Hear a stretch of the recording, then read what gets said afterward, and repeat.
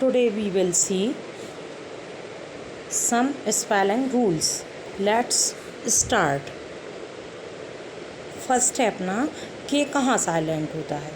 तो किसी स्पेलिंग में अगर के जस्ट बाद एन आता है, मतलब के जस्ट बाद एन आता है, तथा एन के बाद कोई वोवेल एन के बाद कोई vowel means A E I O U, इनमें से कोई आता है तो वहाँ पर के साइलेंट हो जाता है।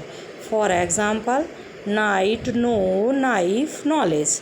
नेक्स्ट एस कहाँ साइलेंट होता है। आज हम देखेंगे कि एस कहाँ साइलेंट होता है। तो अगर किसी स्पेलिंग में एस दो लेटर आई और एल के बीच में आता है, मीन्स आई और एल के बीच में एस आ जाता है, तो वहाँ पर एस साइलेंट हो जाता है। For example island, islet, aisle. Next है अपना बी कहाँ साइलेंट होता है। बी कहाँ साइलेंट होता है।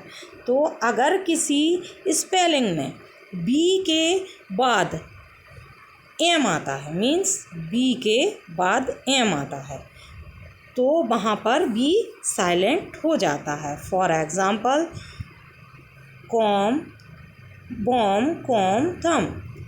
अगेन डब्लू कहाँ साइलेंट होता है। डब्लू कहाँ साइलेंट होता है।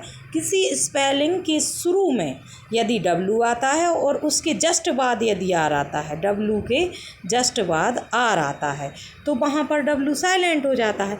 तथा अगेन सामान्यतः डब्लू के जस्ट बाद यदि एच आता है तो वहाँ भी डब्लू सामान्यतः साइलेंट हो जाता है। For example right, wrong, wrist. And आप यहाँ भी देख सकते हैं कि डब्लू के जस्ट बाद, डब्लू के बाद एच आता है तो वहाँ भी डब्लू साइलेंट हो जाता है। For example why, what, where, when. Again H कहाँ साइलेंट होता है।